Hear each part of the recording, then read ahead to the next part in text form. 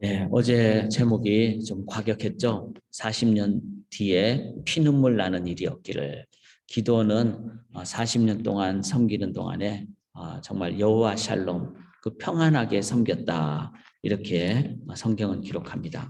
그런데 내 당대가 중요한 것이 아니라 우리는 영원히 사는 존재이기에 나의 자녀들이 어떻게 살 것인가를 지금 씨를 잘 뿌려야지 열매를 자녀 세대에 거두게 되겠죠. 그런데 부모로서 자녀들이 쉽지 않게 사는 것을 보면은 정말 평안하게 세상을 떠나기가 어렵겠죠. 기도는 40년 뒤에 자신의 사역 뒤에 정말 피눈물 나는 모습을 보게 됐습니다. 그것이 바로 오늘 본문이 되겠죠. 그래서 어제 마지막 제가 설교였던 키워드로 2050 비전, 그래서 30년 후, 즉 한 세대가 이제 다음 세대가 소위 말해서 이제 사회에서 주역이 될 때, 그게 바로 2050 비전이죠. 지금부터 30년 후니까 이거는 비전을 넘어서 우리의 기도 제목입니다. 그리고 우리의 정말 가슴에서 나오는 소망이죠. 30년 후에 자녀들이 사회의 주역이 되고 교회의 주역이 됐을 때 정말 영적인 강력함, 우리보다 더 나은 그런 사회가 되도록, 또 강력한 교회가 되도록 우리가 이 비전을 가지고 기도할 수 있기를 원합니다. 자, 그런 가운데 우리가 오늘 봐야 될 것은 바로 그 40년 이후를 지금 보면서 참 피눈물 나는 상황인데, 그렇다면은 반면 교사로 삼아야 되겠죠. 이렇게 되지 않도록 하기 위해서는 어떻게 해야 될 것인가. 그래서 오늘은 연결되지만 우리의 가슴에 품고 기도해야 될 그런 기도 제목이 되겠습니다. 자, 제가 왜 이런 얘기를 계속 드리는가 하면은 저는 개인적으로 성경을 읽으면서 정말 성경의 핵심을 배우게 되니까 인생의 핵심을 깨닫게 됩니다. 제가 참 안타까워요. 요즘 성경 공부가 정말 중요한데도 참 이게 목회자의 문제인지 참 이 시대의 문제인지 말씀에 대한 사모함이 그렇게 많지 않은 것을 보면서, 그러나 꾸준하게 말씀 전해야 되고 또 그것 또한 바꾸도록 정말 말씀을 사모하는 사회가 되도록, 이건 정말 문제가 있겠죠. 뭐 예를 들어서 아무리 성경 공부해봤자 뭐 사회 하나도 변화도 안 되고 교회를 봐도 변화도 안 되고, 그러면 이제 성경 공부에 문제가 있는 거죠. 그러나 제 개인적으로도 또 앞으로도 기도하면서 정말 말씀은 살았고 능력 있는 찔러 쪼개는 말씀이다. 그래서 변화되는 것을 우리가 깨달으면서, 그러면서 붙잡아야 되는 게 뭔가 하면 말씀이 가르쳐주는 진리예요. 이 세상에 어떤 책을 봐보세요. 저 뭐 책을 뭐 적게 읽는 사람이 아닌데 어떻게 보면은 철학도 공부하고 교육학도 하고 뭐 정말 공부를 이래저래 한 입장에서 저는 장담을 합니다. 이 세상에 인간이 쓴 어떤 책도 성경을 따라갈 수가 없습니다. 왜냐하면 완전히 차원이 다르죠. 하나님이 주신 말씀하고 인간이 쓴 책하고는 완전히 다른 거죠. 하나님의 말씀은 우리가 다 붙잡고 가야 될 인생의 핵심이 있습니다. 자, 그게 이제 제가 좀 수요 성경 공부 때 하는 성경의 핵심인데, 이 성경의 핵심 중에서 가장 많이 깨달은 것 중에 하나가 바로 창세기 1장 31절에 하나님이 지으신 그 모든 것을 보시기에 어떻죠? 그냥 좋았더라가 아니라 심히 좋았더라. 이거는 6일째 말씀하신 겁니다. 그 뭐죠? 가정을 만드시고. 그러면은 하나님의 창조의 핵심은 뭡니까? 가정이었어요.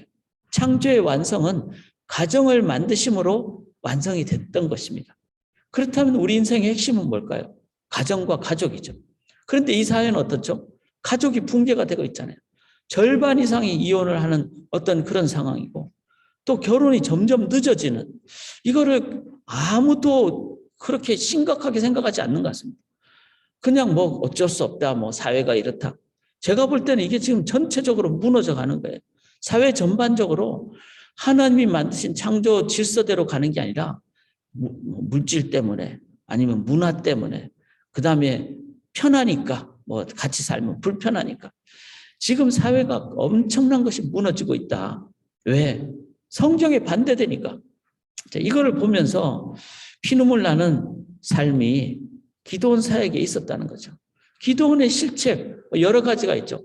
제가 볼 때는 그중에 가장 큰 실책은 가정 사역이었습니다. 가족 사역이었습니다. 한번 보실까요?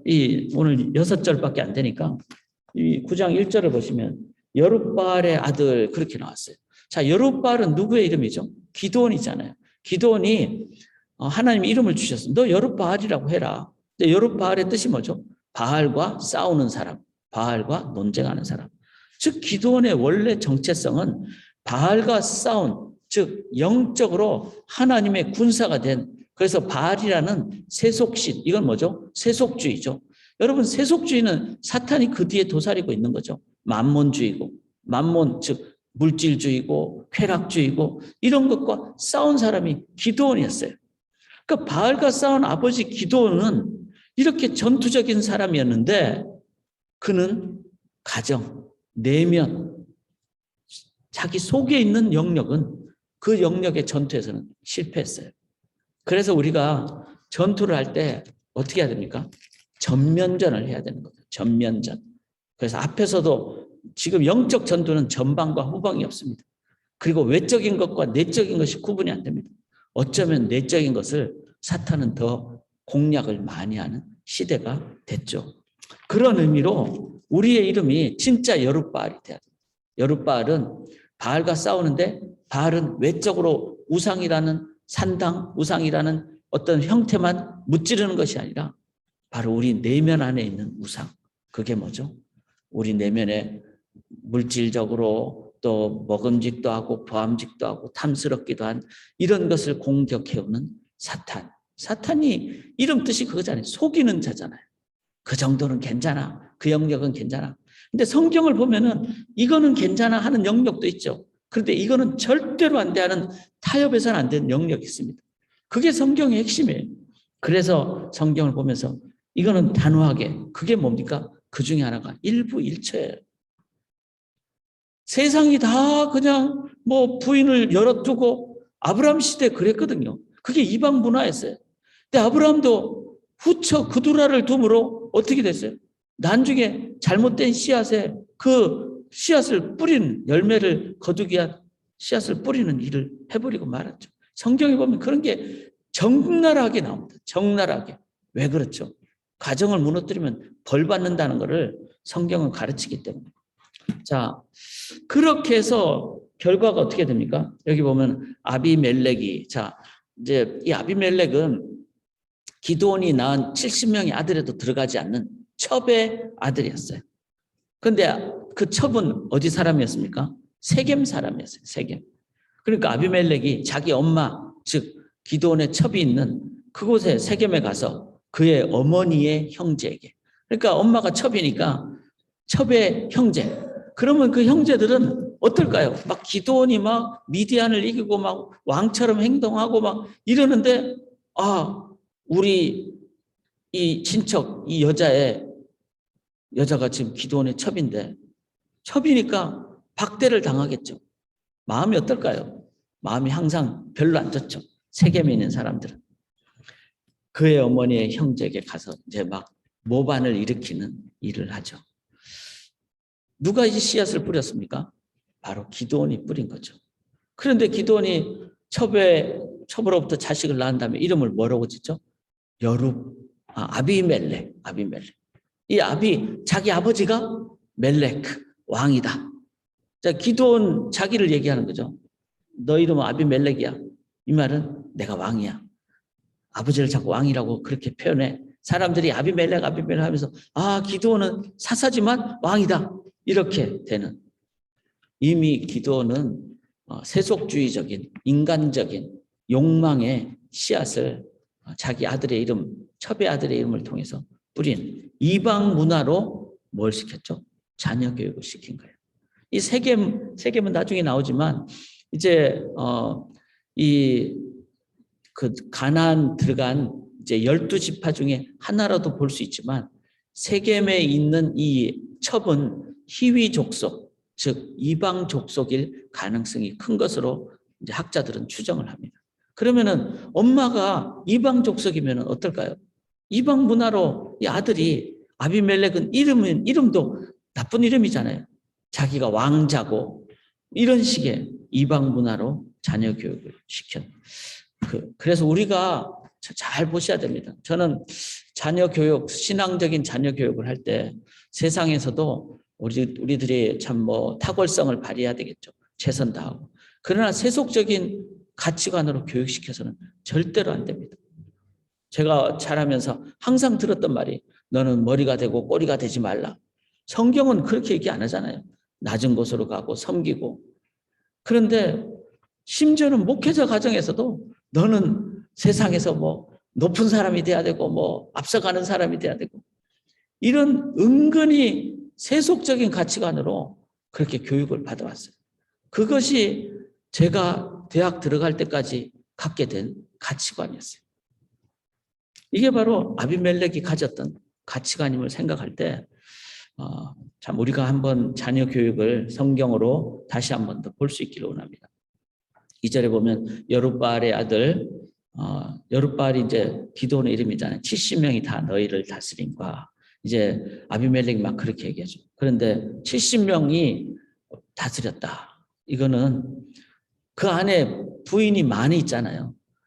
그리고 많이 있으니까 그 안에 경쟁도 있고 시기도 있고 그 다음에 이미 가정이 무너졌잖아요. 엄마가 여럿이고 그러니까 이 속에는 가정에 대한 가치관이 일부일처가 아니라 여럿 둬도 되고 정략 결혼을 해도 되고 정치적인 것이 가정보다 더 중요하고 이렇게 돼버린 거죠. 문란한 세속적인 결혼관, 가정관으로 이미 그 실패의 그 모습을 갖게 됐습니다. 자, 이 아비멜렉이 어디로 가죠? 세겜으로 가가지고 4절에 바알불이 신전에서 은 70개를 내어 그에게 주며. 자, 세겜 사람들이 저 사람 왕으로 세우면은 우리들이 이제 첩의 가족들이지만 친척들이지만 우리도 득세하겠다. 뭐 조선의 드라마 보는 것 같죠? 완전히. 바알불이 신전에서 은 70개를 내어 그에게 주매 아비멜렉이 그것으로 다 받았어요. 자, 은 70개는 은 210돈 정도에 되는 아주 많은 금액입니다. 바알불이 즉 이방 신전에서 그 돈을 가져온 거예요. 그러니까 뭐죠? 어떻게 보면은 소위 말해서 이단 단체로부터 돈을 받아가지고 교회를 공격하는 거하고 똑같습니다. 이단 단체들이 얼마나 돈을 많이 쓰는지 여러분이 아실 겁니다. 대학생들 가면 공짜로 교육시켜주고 막 유학도 보내주고 그게 다 교회를 무너뜨리기 위한 거죠. 세속 물질주의가 도구가 된 이 총체적인 정말 난국 타락의 모습이 아비멜렉을 통해서 보입니다. 그런데 그건 누가 뿌렸죠? 바로 여룻바알이라고 하는 기도원 아버지가 뿌린 씨앗입니다. 여기 4절 또 보시면은 그 은 210돈을 가지고 어떻게 합니까? 방탕하고 경박한 사람들을 사서 자기를 따르게 하고. 그러니까 참 자체가 자기의 어떤 따르는 군사들을 좀 좋은 사람이 아니라 방탕하고 경박한 사람을 돈으로 사가지고. 이게 뭐죠? 잘못된 리더십. 이렇게 해서 세워지는 그 기드온의 아들, 첩의 아들 아비멜렉에 의한 국가는 어떤 국가가 되겠죠? 이미 시작부터 잘못된 국가. 자, 이걸 보면서 기드온은 마음이 어떨까요? 진짜 그거를 보고 있는 아버지의 심정은 정말 평생 후회가 될 겁니다. 마지막에 가서는 이 아비멜렉이 이제 5절에 보면 오브라이는 그의 아버지의 집으로 가서 여룻바알의 아들 곧 자기 형제 70명을 한 바위 위에서, 이 말은 뭐죠? 어떤 한 지역에서, 한 구역에서 사람들을 다 가둬놓고 그리고 막 울타리를 닫히고 문 걸어 잠궈, 그리고 전부 다 그냥 70명은 오늘날 뭐 칼로 다 죽여버리거나 아니면 총으로 죽여. 이거 진짜 드라마죠. 이거 완전히 뭐 조폭 드라마 같은 거 아닙니까? 근데 자기 형제들을 그렇게 죽인 거예요. 이거는 그 아버지 심정이 한번 대보세요. 우리가 어떨까요? 이거는 피눈물 나는 거죠. 그리고 이렇게 잘못된 가정은 이제 기드온이 그렇게 평생을 세워놓은 국가가 완전히 엉망이 되는, 그리고는 결국 국가까지 망하게 되는. 여기 6절에 보면은 상수리 나무 기둥 곁에서 아비멜렉을 왕으로 삼았다. 상수리 나무는요, 당시에 이방 그 문화의 한 모습이었어요. 그래서 보통 상수리 나무 밑에 막 신전을 짓거나 산당을 짓거나 그게 막 제단을 만들거나 이방, 이거는 세속적인 국가 건설을 의미합니다. 그런데 아비멜렉을 왕으로 삼으니까 그 나라는 어떻게 될까요? 제가 좀 과격하게 표현했는데 망할 나라를 세운 거죠. 망할 나라를.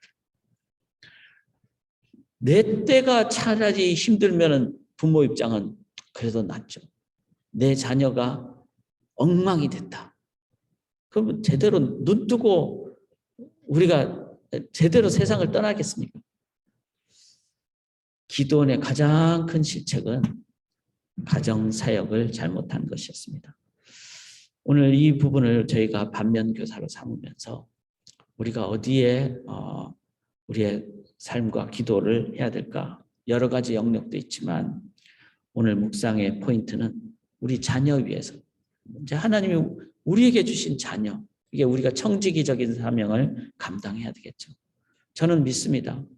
새벽마다 자녀를 위해서 드리는 부모님의 기도를 아버지 하나님께서 절대로 외면치 않는다고 저는 믿습니다. 언젠가는 하나님이 역사하십니다. 지금 아직 역사 안 한다면 하나님은 더 크게 역사하시기 위해서 좀 더 기다리시고 쌓아두시는 거라고 저는 믿습니다. 기도는 절대로 오차가 없어요. 세상의 장부는 잘못 쓰면 오차가 있을 수 있죠. 주님의 장부에, 특별히 기도의 장부에는 절대로 오차가 없습니다. 그래서 먼저 우리에게 맡겨진 우리의 자녀 위해서 기도하고, 그리고 교회가 가족처럼 되도록, 가정이 되도록. 이 말은 교회 다음 세대들이 우리의 영적인 자녀잖아요. 그 자녀들을 위해서 우리가 기도원처럼 아비멜렉이라는 잘못된 이름 지어주지 않도록, 그리고 막 부인을 열어두는 그런 세속적인 문화로 교회가 가지 않도록 성경의 핵심을 따라서 성경적으로 나아가도록. 그래서 오늘도 한 번 더 오늘 말씀의 키워드는 바로 이겁니다. 2050 비전. 비전은 기도할 때 이루어지죠.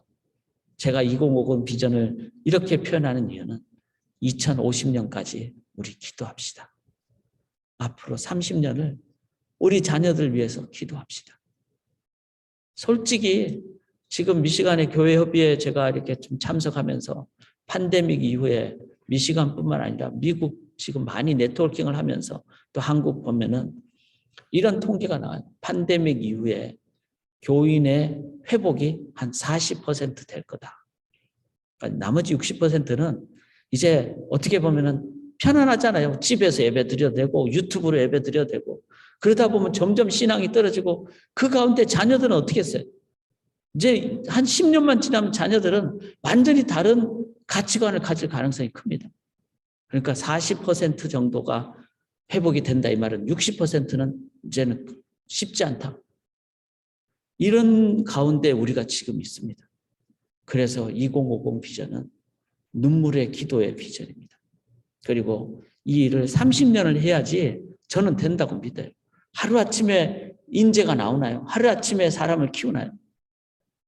이거를 놓고 우리 어른 세대들은 2050년까지 주님이 우리를 그때까지 목숨 주시면은 하여튼 사는 때까지 우리가 이걸 놓고 기도하며 나아가고, 이 찬양 주의 영광 이곳에 가득하지만 주의 영광 그곳에 우리 자녀의 가정의 세대 가득하도록 우리가 기도하며 나아가기를 간절히 기원합니다. 하나님 아버지, 눈물의 기도를 드립니다. 우리가 모든 상황을 볼 때마다 기도하게 하시고, 특별히 오늘 기도원을 보면서 자녀를, 가정을 주님께서 뜻하시는 대로 섬기기를 간절히 소원합니다. 그래서 맡겨진 자녀들이 주의 군사가 되게 도와주시고, 세속 바벨탑, 무너질 망할 바벨탑을 건설하는 것이 아니라 영원한 하나님 나라 건설하는 일꾼이 되도록 우리의 자녀를 주의 손에 의탁하옵나니 우리의 눈물의 기도 하나님 들어 응답하여 주시옵소서. 가정 같은 교회 되게 도와 주시옵소서. 주님만 온전히 의지하며 저희의 믿음의 기도를, 간절한 기도를 들어주실 줄을 믿고 감사드리오며 살아계신 예수 그리스도의 이름으로 간절히 기도드리옵나이다. 아멘.